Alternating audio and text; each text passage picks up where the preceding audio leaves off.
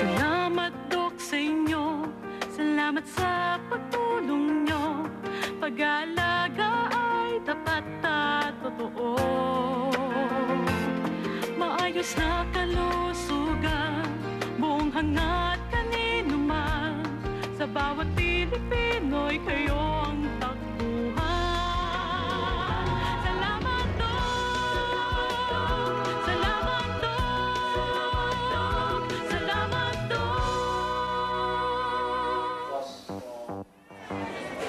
Kasalukuyan ding pinagtutulungan ng DOH, Department of Education at pribadong sektor ang proyekto ng pag-alis ng helminthiasis o bulate sa tiyan sa mga elementary students sa bansa.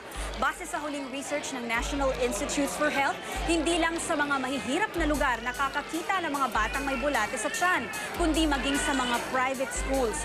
Ang pagkakaroon ng bulate sa tiyan ay isang posibleng sanhi ng pagbaba ng mga grado sa eskwela.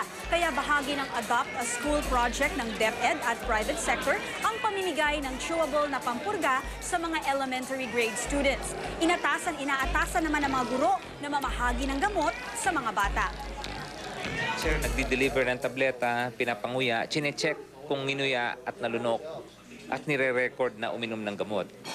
Versus binibigay ang gamot, pinapauwi sa bahay, hindi mo alam kung iniinom o hindi. Kahit once a year mo lang ibigay yung gamot na yon, it's able to keep the infection down.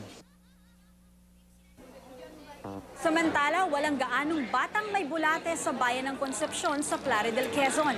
Batay sa resulta ng isinagawang anal swabbing ng mga nurses na kasama ng Salamat Doc team sa medical mission sa lugar na yon kamakailan. Ayon sa mga nurses at medical technologists ng Centro Escolar University, wala pang 20 ang positibo sa bulate sa mga estudyanteng sinuri sa Concepcion. Pero medyo napagod ang dental team sa pamumuno ni Dr. Edith Maralit dahil marami ang nagpabunot ng ngipin doon. Kasama din sa medical mission ng alternative medicine teams, ang Aeon Pain Management Therapy, si Dr. Bong Halong at ang isang grupo ng therapists na naghandog ng libreng spa services. Nagbigay din ng lecture tungkol sa breast cancer ang ilang miyembro ng Breast Cancer Society of Manila Incorporated. Ako po si Cheryl Cosim. Hanggang bukas, magandang umaga po sa inyo. Salamat sa pagtulong nyo. Pag-aalaga ay tapat at totoo. Maayos na kalusugan, buong hangat kanino man. Sa bawat Pilipino'y kayo